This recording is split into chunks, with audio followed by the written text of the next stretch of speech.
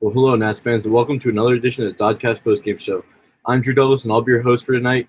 And if you watched tonight, you saw the Nationals beat the Philadelphia Phillies 3-1 in the first game of their last road series of the 2017 regular season. And boy, did they start that series off on a good foot. We'll get into the numbers a little bit here. Trey Turner led off tonight for the Nats. He didn't have a great night statistically. He went 0 for 5 with 3 strikeouts, but the 2 times he was thrown out, he hit the ball hard. He was robbed of a hit early by Freddie Galvis, the Philly shortstop, and he's not a big name, but at least in my opinion, he's one of the best defensive shortstops in the National League, and I think he'll definitely be in consideration for a Gold Glove. I'm not sure that he'll get it, but he'll definitely be in the conversation, probably get a few votes. Wilmer Depot started at third base today because Anthony Rendon was dealing with a bit of a sore foot. He went 1 for 4 out of the 2-hole. Ryan Zimmerman returned to the lineup. He missed this weekend in New York with just general soreness is what the Nationals were calling it. He went 1 for 4 with a run scored. He had a big double.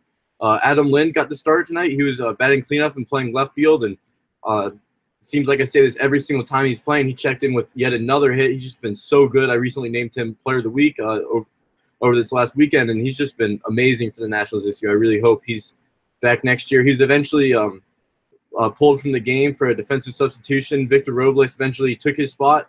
He pinch hit for Matt Grace, who was double switched into Lynn's spot, and Robles got another hit. He smoked a line drive through the left side, and he's been absolutely phenomenal. It seems like he's always getting hits. He's hitting 278 now in his first handful of at bats in the major leagues. He's got a few triples. He had another one that should have been a triple, but he overslid third base. He only got credit for a double. He's just been making great plays in the field. He had 2 yesterday in New York with the catch at the wall and then the double play where he threw out the runner at first base, and he's been amazing. And just even if he's just a pinch runner, I think he absolutely deserves a spot on the postseason roster. Jason Worth tonight batting 5th. He was in right field with Bryce Harper still out. We'll get into that a little bit later. He went 1 for 4. He's obviously struggled a little bit since coming back from the disabled list, but he used to play for the Phillies, and just most players, they do really well against their former teams, and Jason Worth isn't an exception to that rule. And he's always played really well against the Phillies, especially at Citizens Bank Park. And he got a hit tonight, so maybe that's just what he needed to kind of get back on track before the postseason, because he's a veteran. He's really one of the leaders of this team, and he's always seemed to be pretty clutch. So it would be great if he was at full strength going into the postseason. Michael Taylor, he went 1 for 3 with a big home run. That was the difference. He had a 2-run home run in the second inning, so it was good to see him hit that. Matt Wieters checked in with a hit today. He struggled a little bit, but he got a hit, so hopefully he'll be able to continue to get some hits going in the postseason. And A.J. Cole got the start for the Nationals today, and he even checked in with his first major league hit in his career. So is a lot of offense altogether for the Nationals tonight. It's good to see them get another win. So we'll check the chat here. Seth Ross said, "Hey, Drew, I'm still mad about the Virginia Tech versus ODU game. I traveled all that way, and we didn't score once." And, yeah, what he's referring to is, I'm now at Virginia Tech, and this past Saturday, Virginia Tech played Old Dominion, where Seth goes, and Virginia Tech won the game 38-0, and Old Dominion never reached the red zone. So definitely a good game for my Hokies. And then he said he can't wait until next year when Adam Eaton, Trey Turner, and Victor Robles are the 1, 2, 3 in the lineup speed kills. And, yeah, absolutely. That's going to be a dynamic top of the lineup, and it'll be really exciting to see them. I'm not sure if Victor Robles will be starting next year. Just Nats going to have a logjam of outfielders with, obviously, Adam Eaton coming back like you mentioned. I think Jason Worth will probably leave, but you still have Michael Taylor's played well. Brian Goodwin played well earlier this year when he was healthy, and now he's supposedly close to coming back. So we'll see if maybe we see him in the final week of the season and in the postseason. And then obviously Victor Robles. So they have a logjam of outfielders. I think Robles definitely deserves to at least be on the opening day roster, but I'm not sure he's a starter just yet, just because they already have so many outfielders, not to mention Bryce Harper, who's obviously the big name and one of the better players in the league. So get back in the lines a little bit, take a look at the Nationals pitching. A.J. Cole got the start tonight. He pitched pretty well. He went 5 2/3, allowing 6 hits, 1 run. It was earned on 2 walks and 5 strikeouts. The 1 run was on a Adubel Herrera home run, and obviously a big bat flip, as we always see. If he does anything, really, even hits a single, he's been known to kind of pimp anytime he makes contact, which is a little excessive if you ask me, but you do you. And AJ Cole, now I saw earlier, he has a 1.32 ERA in 3 appearances against the Phillies this year. That's 2 starts, 1 relief outing. So the Phillies are one of the weaker teams in the league, and AJ Cole has taken advantage of every opportunity he's pitched against them. So it's good to see him go out and get a win. He improved to 3-5. He was relieved by Oliver Perez, who came in to finish out the 6th. Oliver Perez, he's been pretty good this year. He's got a 3.94 ERA, but he didn't really have great control tonight. He came in. It was kind of an odd assignment. Dusty Baker brought him in to face a righty. He walked. It was Andrew Knapp, the 8-hitter and backup catcher for the Phillies. He walked him on 4 pitches, then eventually retired the next batter. But yeah, Perez just didn't have great control tonight. He only threw 2 strikes and 7 pitches, but he got the job done, so that's really all that matters. You just like to see him throw more strikes moving forward and into the postseason. Matt Grace came in. I thought he was really he was very impressive tonight. He went 1 inning.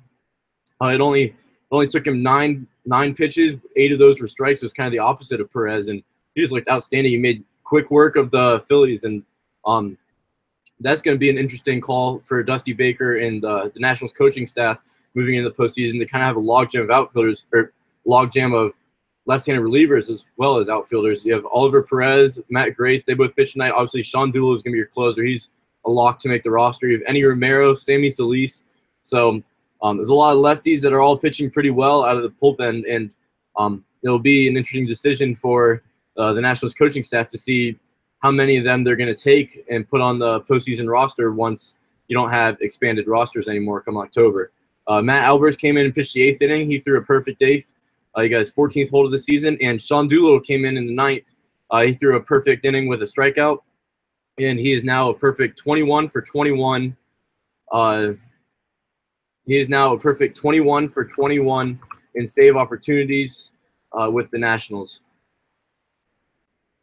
We'll take a look at the Phillies line a little bit. Cesar Hernandez, he always seems to kill the Nationals. He went 1 for 4 tonight with a strikeout, so it didn't hurt him too bad. Obviously, the Nationals won the game, so he couldn't have done too much damage. Freddie Galvis, he seems to do pretty well against the Nats as well. He went 0 for 4 out of the 2-hole, so that was good to see. Nick Williams, he's been having a great rookie season. He's got the 3rd best batting average among rookies in the league. He went 1 for 4 tonight with 3 strikeouts. Rhys Hoskins, he's been amazing with all his home runs since being called up, but he went 0 for 4 tonight. Aaron Altair went 1 for 4. Odubel Herrera went 2 for 4 with the home run, as I said earlier. And Andrew Knapp went 1 for 2. So not too much from the Phillies. They were only able to get 6 hits and the 1 run on the Herrera homer. But the Nationals really pitched pretty well tonight for the most part, so that was definitely good to see. Aaron Nola got to start for Philadelphia, and he had great stuff tonight. He had great strikeout stuff working, especially his curveball, which I think he actually threw more than his fastball. It seemed like all the Nationals were just kind of flailing on the curveball, and they didn't do too well against it. He went 6 innings, allowed 5 hits, 2 runs, both of them earned. That was on the Michael Taylor homer, on 2 walks and 9 strikeouts. I know at one point he struck out 5 guys in 2 innings, so he really had great stuff tonight, and the Nationals couldn't hit him too well, but in the end, they hit him just well enough to go out and get the win. Adrubre Ramos came in to pitch the 7th inning after Nola.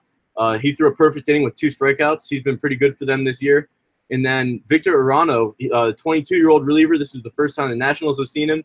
He looked pretty good for the most part. He went 2 innings, allowed 3 hits on 1 run. It was earned, and 2 strikeouts. So he did give up the run, but it happens, and he's just 22. It appears he's got a bright future ahead of him, and maybe he'll play a big part of that Phillies bullpen once they continue their rebuild and eventually become competitors again. Seth asked if Matt Albers was this good last year, and no, he wasn't. He was really good for the Chicago White Sox 2 years ago, but then last year he had a down year with the White Sox, and they ended up non-tendering him, and he became a free agent. The Nationals signed him to a minor league deal with an invite to spring training this season. He ended up not making the team, but the Nationals re-signed him to another minor league deal. Eventually, due to various injuries and just struggles from other relievers, he got called up, and he really hasn't looked back since. He's got like a 1.66 ERA, I believe it is, this year. And he's been just absolutely outstanding for the Nationals. He's been one of the biggest surprises for the team, and him along with Adam Lind have just been absolute steals. And it just goes to show how good Mike Rizzo is. And in my personal opinion, he's one of the best GMs in the league, and he's just done an outstanding job of building this team. And I'm excited to see how they're able to perform in October, and see how deep they're able to go in the postseason, because I personally believe that Mike Rizzo has done a great job of building this team, and I think they're one of the more complete teams in the league, even with all the injuries they've had and the guys are still out, mainly Adam Eaton and Cody Glover, obviously, who's playing a big role in the back end of the bullpen. But like I said, it'll be a lot of fun to watch them in the postseason. And Seth also asked if I have a trivia question tonight, and I don't. It's kind of Ricky's thing. I'll try to prepare one for tomorrow because I'll be back with you guys. So stay tuned for that. Hopefully I'll be able to come up with a good one. Take a look at what went on around the league tonight. We'll take a look at some division scores, and with the playoffs coming up next week, we'll look at the playoff caliber teams as well, see what they're doing. So the Boston Red Sox tonight lost to the Toronto Blue Jays 6-4. Brett Anderson got the win for Toronto, improving to 4-4. Drew Pomeranz got the loss for the Red Sox. He falls to 16-6, and Roberto Osuna got the save for the Blue Jays, his 38th of the season. The Houston Astros are currently beating the Texas Rangers 9-2 in the sixth. So obviously you never know what could happen in baseball, but that looks to be about a sure bet. The Los Angeles Angels of Anaheim, they're barely hanging in there in the American League wild card. They're currently losing 4-2 to the White Sox. So if they want their playoff hopes to just somehow remain alive, they got to come back in the last few innings there in Chicago. The Chicago Cubs are currently beating the St. Louis Cardinals 8-1. One of the funnier moments of the season happened earlier this game where Addison Russell went flying into the seats for a foul ball and ended up knocking down a fan's nachos, and eventually repaid him and gave him some new nachos. So you should definitely go check that out. That was pretty funny to watch. In the division and also a playoff caliber team, the Miami Marlins are currently beating the Colorado Rockies 4-0. The Rockies are just kind of barely hanging on to that second wild card with the Brewers and Cardinals looming behind them. So it'd be interesting to see if the Rockies are able to come back against a weaker Marlins team and get a win, because the Brewers and Cardinals have both been kind of gaining some ground on the Rockies. The two teams in the division for this game, the Atlanta Braves are currently losing to New York Mets 3-1. That game's in the top of the ninth, but the Braves have runners at the corners with one out for Matt Kemp. So keep an eye on that. Maybe Kemp's able to get a big hit and drive in a few runs and tie the game here in the ninth inning. The Arizona Diamondbacks are currently beating the San Francisco Giants 1-0. We saw the Diamondbacks recently clinched, and they will be hosting the National League Wild Card game next week. So that's really exciting. The Diamondbacks haven't made the playoffs in quite a few years. The Los Angeles Dodgers are currently beating the San Diego Padres 3-0. The Dodgers obviously won the West, and they're most likely going to be the #1 seed in the National League. So that's a game to keep an eye on, although it doesn't really matter too much with the Dodgers playing against the Padres. Something to keep an eye on, though, is the Dodgers are currently at 99 wins. So if they win tonight, they're into triple digits, which is something you always like to see if you're a fan of that team. The New York Yankees today, they beat the Kansas City Royals 11-3. CC Sabathia got the win, his 13th of the year. And Jacob Junis got the loss. He falls to 8-3 for Kansas City. And the big storyline from that game was Aaron Judge hit 2 homers, his second straight multi-home run game.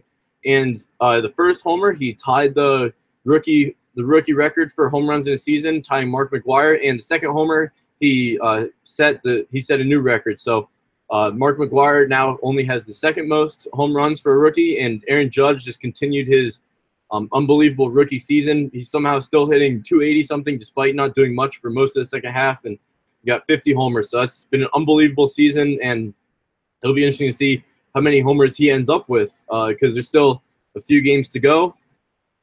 And then the final game in the league, the Braves and Mets, they had a doubleheader today. The Braves won that game 9-2. We got Lucas Sims getting the win for the Braves. He improved to 3-5, and Chris Flexen got the loss for the Mets. He fell to 3-5. Ozzie Albies hit a home run for Atlanta, his 6th of the year, and Tyler Flowers hit a home run, his 13th of the year. Seth said, fact or fiction, the Nats can get to 100 wins, and yeah, it's doable, but they have to. They got to 95 tonight, so they're gonna have to pretty much win out. I don't see them getting to 100, but to be honest, I don't think it really matters. Going to the postseason when games matter, you're going to be 0-0. So hopefully they're able to just kind of continue to play well in the postseason and go deep, even though they haven't gotten to 100 wins, which would be nice. But with so many injuries and the way the bullpen was pitching in the first half, I'm not too concerned. He said the Rockies don't have pitching, and yeah, you're right, and it certainly doesn't help that they're playing in Coors Field, which is the most hitter-friendly ballpark in the league. And he also said that Jose Fernandez, he said, rest in peace, Jose Fernandez. 1 year ago today, he passed away. He will never be forgotten. And, yeah, absolutely. Jose Fernandez, he pitched for the Miami Marlins, and 1 year ago today, he died in a tragic boating accident. So we'll always remember him. He's one of the more eccentric players in the league, and the Marlins are really missing him along with the rest of the baseball world. So we'll take a look at what went up on the site today. Ricky Keeler wrote about Bryce Harper was back tonight in Philadelphia because a lot of the reporters were, or a lot of the Nationals writers were reporting that Harper would be back tonight, but it turns out that he was dealing with flu-like symptoms and he wasn't able to play tonight. Hopefully we'll see him back tomorrow or maybe even Wednesday, but the Nationals have certainly missed him, and I'm just happy that he's back because back when he got hurt against San Francisco, it was a really gruesome injury, and I didn't think he'd be back this season. So just the fact that we're talking about him coming back for the last week is pretty incredible to me, and hopefully he's able to come back in the next couple days so he's able to get some at-bats under his belt going into the postseason, and he'll be as close to 100% as possible when the games matter. And then Ron Juckett wrote about how Victor Robles deserves a spot on the playoff roster, and yeah, Robles has just been outstanding, as I said earlier, and he had another big hit tonight. Brian Goodwin is supposedly close to returning. He possibly returned before the season ends, but Goodwin's playing really well. But just with the way Robles is playing right now, he's just an exciting player. And obviously, he's only 20 years old, but I don't think it would really faze him too much being in October. So I'd love to see Robles on the playoff roster, see what he's able to do, even if it's just as a pinch runner. Just give him the playoff experience moving forward. Because if Bryce Harper walks after next season, Robles is really going to be a player hopefully you can build around, and one of the faces of the franchise for a long time to come. He's the Nationals' top prospect, and it's just been a lot of fun to watch and see what he's been able to do over the last few weeks in his kind of cup of coffee up with the big league team. So tomorrow, Gio Gonzalez will be taking the mound for the Nationals, and he'll be opposed by Jake Thompson.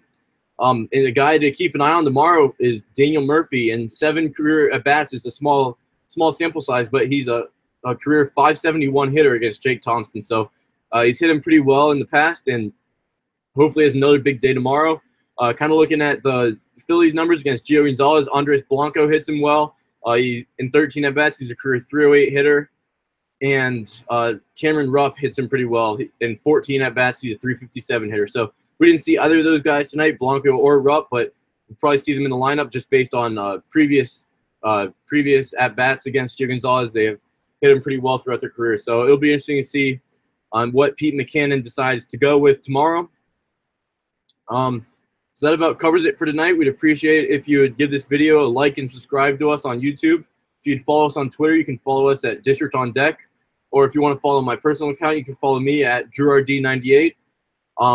And if you would go ahead and like us on Facebook, we've been we put all our articles on there and all of these post-game DoDCasts on there. So you can check that out. There's a lot of good stuff on there. It's just District on Deck. So the Nationals won the first game of their final road series of the 2017 regular season. They beat the Philadelphia Phillies tonight, 3-1. Their 95th win of the season, and hopefully they're able to play well tomorrow and at least get a series win. I'll be with you again for that one.